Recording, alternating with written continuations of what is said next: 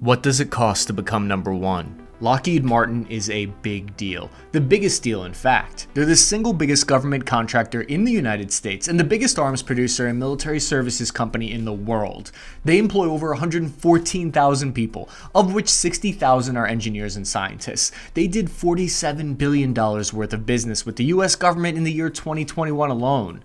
Lockheed is the reason why the American military is 2 generations ahead of all of their adversaries, guaranteeing security around the world. But is national security really their main concern, or is it simply corporate profits? Lockheed Martin's military contracts enjoy widespread bipartisan support in the United States House of Congress. They've strategically spread their jobs across vital congressional districts to make themselves inextricably linked to congressional candidates. For instance, Lockheed Martin spent $14 million in lobbying in 2021 alone, paying millions to politicians' campaigns in return for favorable legislation and contracts brings up interesting questions about Lockheed's influence and cozy relationship with the highest powers in government. This is where the military meets the industrial complex, a phenomenon that has been evolving ever since the industrialization in the 1800s first made it possible to equip your average soldier at scale, allowing armies of millions instead of mere thousands. Lockheed Martin creates everything from fighter jets to high-tech javelin missile systems. But unlike other countries like Russia and China, where their defense industry is entirely owned by the government, Lockheed Martin is a publicly traded company, forcing us to ask some difficult questions. Like, would you rather trust bureaucrats or capitalists to make your weapons? It's like if McDonald's sold McMissiles. That actually sounds delicious. I'd rather that than non-working Russian helmets. But on the other side of the coin, is it possible that these massive defense companies have been responsible for influencing governments to stay in wars longer than is maybe in the public's interest? These are important questions to ask, because we haven't really had a chance to answer them yet. Lockheed Martin is still a relatively new company. In fact, the entire military-industrial complex as we know it today didn't really exist until after World War II. President Eisenhower famously described the birth of the arms industry in his final speech as president. We must guard against the acquisition of unwarranted influence, whether sought or unsought, by the military-industrial complex. The potential for the disastrous rise of misplaced power exists. But people often misunderstand this quote, so they're forgetting what he said next. Only an alert and knowledgeable citizenry can compel the proper meshing of the huge industrial and military machinery of defense with our peaceful methods and goals. So Eisenhower was saying that the military-industrial complex is necessary, but we need to make sure that we're promoting security and liberty at the same time. We need to make sure that the defense industry is working for what is best for the people and not the other way around. So is Lockheed Martin helping American security, or are they capitalizing on war? And how have they managed to navigate some major scandals during their meteoric rise to number one defense contractor in the world? In order to answer that, we need to look at how this behemoth of a national defense company got its start. But first, speaking of profiting off the defense industry, when you're out in the field, every soldier requires 2 things, a keychain and a wallet. But these 2 old pieces of technology aren't really ideal for the field. Ridge Wallet's carbon fiber burnt titanium material won't get soggy or soaking wet like an old leather wallet does out in the field. Let's say you're moving around on patrol with this and it's jingling around. The enemy's gonna hear you right away. Hey, what was that jingling noise? Caw-caw! The Ridge key neatly and silently holds all of your keys together for you in one place. Honestly, I've used this every day now for the past year, and the biggest difference I've noticed is it's really organized and streamlined the way I carry stuff. I don't lose things anymore. It comes in 30 different colors and styles to choose from, making it a perfect gift for your friends or family. It's capable of holding up to 12 cards, plus a money clip for your cold hard cash. You can even get the new cavity tray. Click the link in the description down below, or go to ridge.com/taskandpurpose right now to save up to 40% off your order through December 22nd. That's ridge.com/taskandpurpose for up to 40% off. Lockheed Martin started off naturally with a pair of brothers flying their homemade seaplane in the San Francisco Bay Area, of course. Alan Lockheed and his brothers were always fascinated by flight. When they were boys, they flew kites on the California coast. Then they got obsessed with gliders, and eventually Alan and his brother Malcolm worked as mechanics and built their airplanes in their spare time. Building your own homemade airplane in the 1910s was a pretty wild endeavor. Alan and Malcolm Lockheed built their first 80 horsepower 3-seat Model G plane out of a small garage on the corner of San Francisco Pacific and Polk Streets with a $1,200 loan from a taxicab company. Alan and Malcolm had scratched together about $2,800 of their own hard-earned cash that they were saving to finance the rest of the production. They charged customers $10 for a sightseeing flight across the Bay Area at the time.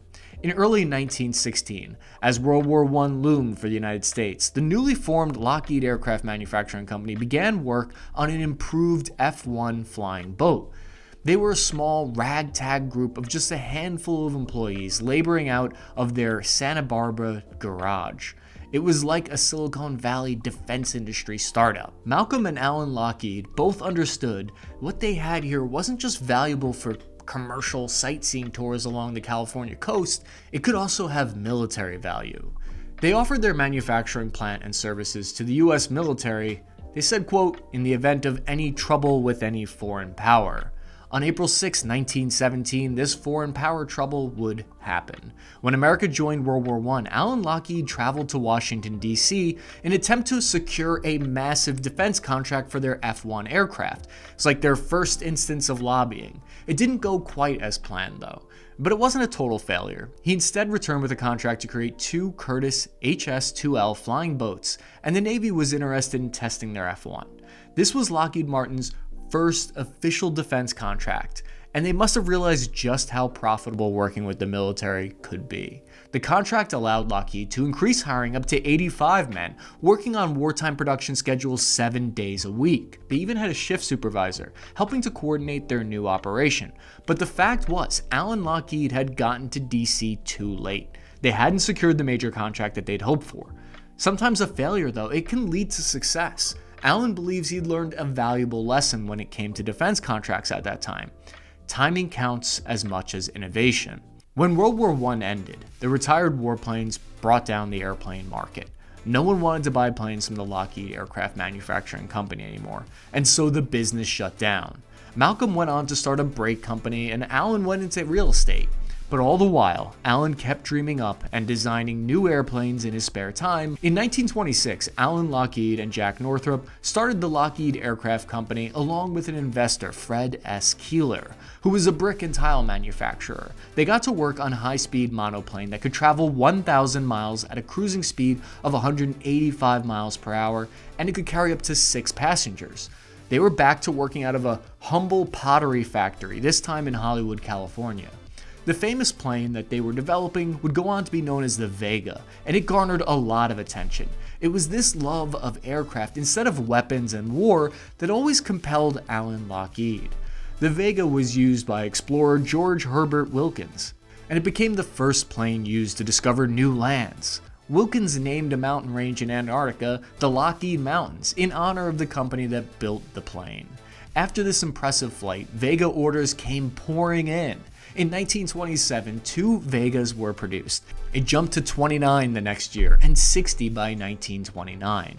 Wall Street knew that Lockheed Martin was going to the moon and poured millions of dollars into the company, sending that stock higher and higher. Aircraft sales skyrocketed from $21 million in 1927 to $71 million in 1929. Success continued. Companies began ordering mail and passenger planes from Lockheed.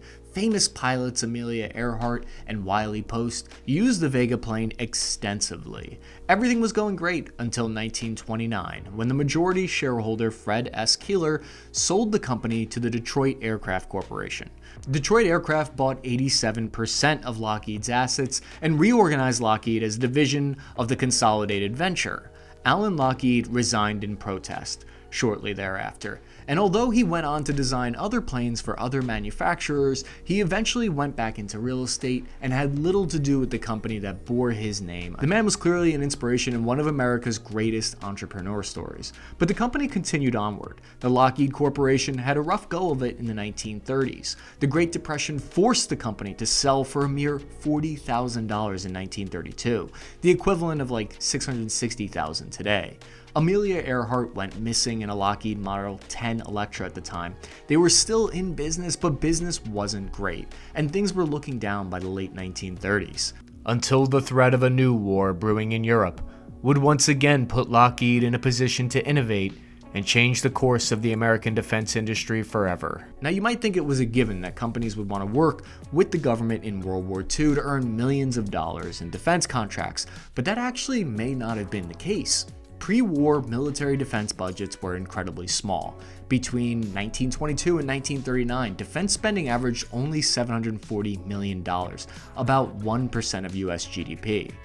Business owners were hesitant to work with the government at the time. Fortune magazine surveyed business executives in October 1940 and discovered 77% had reservations about working with the government on defense contracts because they believed that the present administration in Washington is strongly anti-business. But Lockheed Martin, having previously worked with the Army in World War I, knew the opportunity that they had here. Prior to World War II, Lockheed Martin had a workforce of 7,000. In 1939, by the height of the war, Lockheed Martin would employ 94,000. At the time, Lockheed was technically owned and operated by brothers Robert and Cortlandt Gross from 1934 all the way to till 1967. But the real brains of the operation was an aircraft design engineer named Clarence Kelly Johnson, who'd been working there since he was 23. Johnson designed the P-38 Lightning fighter aircraft. It was a twin-engine, twin-boom design. It was the only aircraft in production throughout America's involvement in World War II. It was used through all theaters of war, and it shot down more Japanese aircraft than any other plane in the U.S. Army Air Forces. Lockheed as a company wouldn't make the same mistake they made in World War I. They were ready this time. Lockheed ranked 10th among United States corporations in the value of wartime production contracts. The production of the P-38 and how it came about was significant for a number of reasons. First of all, it was very secretive. The Lockheed Company was making Hudson bombers in their Burbank location, which is today the Bob Hope Airport, aka the only airport your friends in Los Angeles will happily pick you up from. The Hudson bombers were being manufactured on the main floor, but Kelly Johnson and a small team of engineers were working separately on the top-secret P-38 Lightning. They started building planes out of aluminum so that they could shape them to be more aerodynamic. They developed a drop tank system so that the planes could fly even further. The Burbank location was so secretive that they went as far as to drape these burlap tarps over the facilities that were painted to look like a neighborhood. Even the parking lot of their offices were camouflaged and painted green to look like farmland to disguise them from possible Japanese aerial bombardment that was feared at the time. Defense companies during World War II, like Lockheed Martin, were given a total of $300 billion in arms deals, and they had an average rate of return of 35%, insanely high profits that had very little risk attached to them. Lockheed Martin would be changed forever. This group expanded throughout the war, and eventually they worked out of 5 different locations. They would later become known as Skunk Works. The name came from a satirical comic strip about hillbillies named Lil Abner. There was a factory in Little Abner that distills dead skunks and old shoes called Skunk Works, one of these secret Lockheed facilities inside a former plastic plant that stank to high heaven. Legend has it that an engineer in the facility didn't know what to say when he answered the phone because of the secret nature of the operation. So one day when the Navy called, he answered, "Hello, Skunk Works." Because of the stench and the name, it stuck. So Lockheed Martin changed the name to Skunk Works to avoid legal trouble with Little Abner, and now Skunk Works is a trademarked entity, an official branch of Lockheed's operations. Kelly Johnson's group that became Skunk Works set a precedent in how the US government works with defense contractors. They worked in secret, and it's rumored that a lot of the work that Johnson and Lockheed did during the war was done on a handshake deal before any official contracts had been drawn up. This became fairly common at Skunk Works. All told, the Lockheed Company at Vega produced over 19,000 aircraft during World War II. 2,600 Lockheed Venturas, a twin-engine medium bomber, 2,750 Boeing B-17 Flying Fortresses under license from Boeing, 2,900 Hudson bombers, and 9,000 of the P-38. Kelly and his Skunk Works team finished an even more advanced fighter jet called the Lockheed P-80 Shooting Star just as World War II came to an end. The P-80 was the first plane to fly non-stop across the United States from Long Beach to New York. World War II got Lockheed's business booming, but when the war ended, the question became, how do you sustain business for a company that makes war equipment during peacetime? Lockheed continued to innovate their aircraft after the war. They developed the L-049 Constellation, aka Connie, with Trans World Airlines TWA. It was capable of flying 43 passengers between New York City and London in 13 hours. They'd worked on this during the war and found themselves in a position to pounce on the booming passenger airline industry after the war ended, which was really where their company's roots had started, when Allen Lockheed first began their venture so many years before. They also continued to develop their military planes. Kelly Johnson and his Skunk Works teams continued to push the limits of what an aircraft could achieve. They helped design the Lockheed C-130 Hercules, a 4-engine behemoth of a transport aircraft that remains in production to today. They developed the XF-94 Starfire, as well as the F-104 Starfighter, the first Mach 2 fighter to enter service. The F-117 Nighthawk, the first operational stealth aircraft, the U-2, a high-altitude intelligence gathering aircraft, and the Blackbirds, the first family of operational Mach 3 reconnaissance aircrafts built for the CIA. Speaking of the CIA, Kelly Johnson was also instrumental in the construction of the airbase to test out these new aircrafts in Groom Lake, Nevada, which of course, you might know it as Area 51. Lockheed also expanded their business by establishing their missile systems divisions in 1953. By 1956, they developed the Polaris submarine-launched ballistic missile, SLBM, which was followed by the Poseidon and Trident nuclear missiles. But despite these innovations, Lockheed faced financial setbacks in the 60s and 70s. First, they got in trouble because they were designing the C-5 Galaxy military transport plane, and they had to pay for that out of pocket. Then they experienced heavy delays in developing the L-1011 TriStar, it's a wide-body civilian airliner, as a result of the problems that Rolls-Royce had manufacturing the engine. Lockheed lost ground to the McDonnell Douglas DC-10, and as a result, they were $38.5 million in the hole as of 1971. Here's where things get sticky. Lockheed went to the banks for a loan, but the banks wouldn't give them the money without a guarantee from the government. So Lockheed asked for a federal guarantee on the loans, and President Nixon sent a bill to Congress called the Emergency Loan Guarantee Act. To Congress, they were requesting $250 million for Lockheed Martin and their L-1011 Airbus program. The issue was fiercely debated in Congress. Admiral Rickover condemned the bill, saying that it presented a new philosophy where we privatize profits and socialize losses. The argument for bailing out Lockheed was that they were so tied to the Department of Defense that the survival of the company was actually a matter of national security. The Senate was split 50-50 on the matter, which prompted Vice President Spiro Agnew to break the tie by voting in favor of the measure.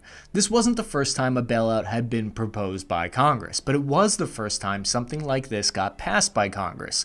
Lockheed eventually paid off the loan along with the $112 million in fees, taking no money from the taxpayers. Regardless, the precedent had been set. Some companies could be bolstered by the federal government, and this became relevant again in 2008 when the federal government bailed out the banks and the automobile industry on an even larger scale. In a way, Lockheed was the first company deemed too big to fail by the US government. Lockheed's trouble didn't end there, unfortunately. There was also the whole issue of international bribes. The end of World War II and the demobilization of forces and scaling back of defense companies had created new problems. The relationship between the government and military contractors had evolved to become a closely entwined, intimate affair.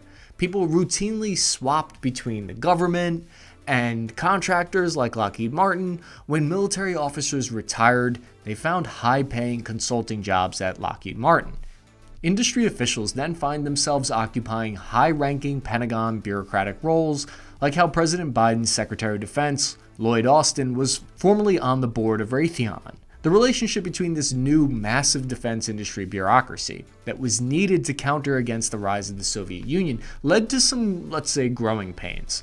The Lockheed bribery scandal was a series of illegal bribes and contributions made by officials in the Lockheed Company to people in positions of power in foreign countries, in an effort to secure military contracts in those countries. Ironically, these bribes were discovered as a result of the Emergency Loan Guarantee Act that we just talked about. The act created the Emergency Loan Guarantees Board that was formed to monitor the Lockheed Company's financials. Lockheed contends that full disclosure will hurt their sales.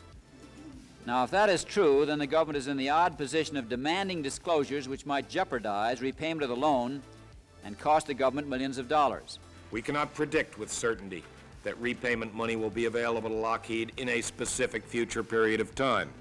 Lockheed's ability to ultimately generate sufficient cash to repay the guarantee can be achieved only if the company is successful in maintaining its business base. When Lockheed did not go into default in 1975, the board investigated whether Lockheed was failing to report money that they might have received from foreign entities.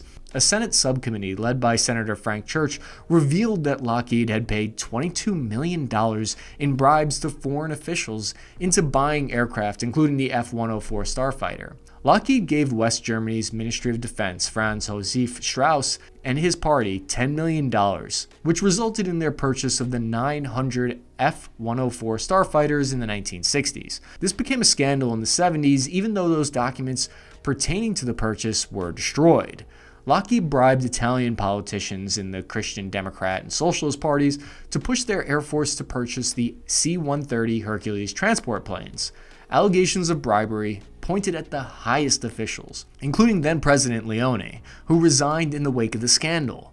In Japan, Lockheed worked with an underworld figure, Yoshi Kodama, as well as a Spanish-born priest and bank based out of Hong Kong, to send bribes totaling $12.6 million to Japanese government officials, including the Prime Minister. The most egregious bribes, though, went to the Saudi Arabian government, where one well-connected Saudi, Khashoggi, reportedly made $106 million in commissions selling Lockheed goods to the Saudi government. The chairman of Lockheed at the time, Daniel Houghton, used the classic defense strategy of, yeah, but they were doing it worse. Houghton did not condone the payoffs, but said they were necessary to compete with other foreign countries, such as France, who were doing the same thing. The Lockheed bribery scandal resulted in the resignation of Lockheed's chairman of the board, Daniel Houghton, and vice chairman, President Carl Kochian, in 1976. This led to President Jimmy Carter signing the Corrupt Practices Act into law after the scandal, making it illegal for American persons and entities to bribe foreign government officials. Kelly Johnson of Skunk Works fame was so sickened by the scandal that he almost quit. The company changed its name to Lockheed Corporation and carried on into the 1980s, and you know what? Business was good. The Cold War had the government spending money on the military. Lockheed survived a hostile takeover by a greedy shareholder, they turned their missiles into rocket boosters, and generally they did all right. When the Cold War ended, Lockheed had to adapt and make some changes along with the rest of the defense industry. It was the time of acquisitions and mergers. Lockheed acquired General Dynamics, Fort Worth Aircraft Division, merged with a company called Martin Marietta to form Lockheed Martin. The merger that formed Lockheed Martin didn't come without controversy. First of all, it merged the second and third biggest defense companies into the single biggest defense company. On paper, the merger, it made some sense. Lockheed was the leader in flight, jets, and weapons. Martin specialized in space and nuclear technology. The combination of the two made it a one-stop shop, or the Walmart of the defense industry. A lot of defense companies claimed that mergers and acquisitions were necessary after the end of the Cold War. But the truth was, even with the cutbacks in spending that peaked in the mid-1980s, the military was still spending plenty. The mergers were more likely a result of a new policy quietly enacted by John Dutch in 1993 that allowed defense companies to bill the Pentagon for the costs of mergers and acquisitions. As a result, the merger of the Lockheed Corporation and Martin Marietta resulted in executives from both companies receiving over $16 million in bonuses. The CEO of Martin Marietta alone, Norman R. Augustine, collected over $8.2 million. The bending of the rules and the flat-out fraud didn't end there for Lockheed Martin. They've been sued for mishandling nuclear waste in Kentucky. They got in trouble for asking the government to reimburse millions of dollars that they paid to lobbyists to secure government contracts. They allegedly misled investors in 2013 and got caught overcharging the government for goods and services. Lockheed Martin paid over $14 million in lobbying efforts in 2021 to make sure that they continue to get these lucrative defense contracts. And then they sell the things that they develop for profit, even though that they're in part a taxpayer-funded organization. But it's not just them. All of the defense companies and most big corporations with an interest in federal legislation do this. Is the defense industry's goals aligned with security and liberty? Evidence of brewing trouble here comes from the fact that 5 of America's biggest defense contracts, including Lockheed Martin, Boeing, Northrop Grumman, Raytheon, General Dynamics, spent a combined $60 million to influence politicians' policies in 2020, according to a new report of the Center of Responsive Politics. The Afghanistan Study Group, set up to advise President Biden on when to withdraw from Afghanistan, was co-chaired by retired General Dunford, who later went on to join the board of Lockheed Martin. First, with regard to security, some people will point to Afghanistan today and talk about a diminished threat. In our judgment, that diminished threat is directly attributable to the U.S. trained and supported Afghan forces and the continued presence of U.S. military forces. SEC filings revealed Dunford holds $290,000 worth of stock in what's called the Lockheed Martin Director Equity Plan. So potentially Lockheed Martin was bankrolling this study to advise the president to not withdraw from Afghanistan. Or maybe there was no one else qualified to advise on the matter. I think it's a double-edged sword where you need Lockheed Martin to be there for you, pumping out thousands of javelin missiles to stop the Russian army from steamrolling through Ukraine and into Poland, and you're happy they exist when they're defending you. But when the defense industry spends $2.5 billion over 20 years and uses 700 lobbyists per year over the past 5 years to influence decision makers to possibly stay in Afghanistan and Iraq longer so that they can continue to get lucrative defense contracts, then you don't want them around. Lockheed Martin's work is important to national security. Their innovation has helped America win wars and keep relative peace around the world since World War II. But they also have to be held to a higher standard because of their responsibility to the US taxpayer. It's clear that the military-industrial complex and Lockheed Martin has attempted to dabble in influencing the democratic process by lobbying. I point this out not to harp on the negative things about Lockheed Martin, but to underline what makes Lockheed Martin so unique. It is a business, a big business, run by business people who are motivated by money. And rightfully so. Lockheed Martin is a publicly traded company. The rules of that game are you try to make as much money as possible for the shareholders with every passing year. This gets complicated when most of the money comes from the federal government, aka the American taxpayer, and even more complicated when that business involves matters of national security. It is undeniable that Lockheed Martin works on cutting edge of aviation, military, and space technology. They donated over $20 million to charitable causes in 2020, and much of their technology has saved the lives of countless American soldiers, and no one is more grateful for that than me. Ever since the days of Kelly Johnson, the government would basically ask Lockheed to develop technology that didn't exist yet, and Lockheed usually came through. In recent years, they've been working on hypersonic missiles and systems to defend against such missiles, heavy-lifting helicopters, the F-22, the F-35 fighter jets, satellites, and technology that has allowed NASA's Perseverance rover to land on Mars. It's super impressive, and it's the kind of work that keeps the United States as the world's leading superpower instead of some oppressive communist dictatorship like China or Russia. You could justifiably look at it in two different ways. Either Lockheed Martin is protecting American values and defending our country, or they're profiting off of war. Or maybe it's a little bit of column A and a little bit of column B. I believe if defense companies were at the point where they really, truly, completely controlled the civilian leadership of the military, then we would never have left Afghanistan or Iraq. And yet we did. There never would have been a demobilization after World War II if defense companies and their profit purely ruled the democratic process. But that doesn't mean that this isn't something that we need to keep an eye on and continually question whether or not the balance has shifted too far. Because like President Eisenhower warned, we need to stay an informed and alert citizenry when it comes to the defense industry.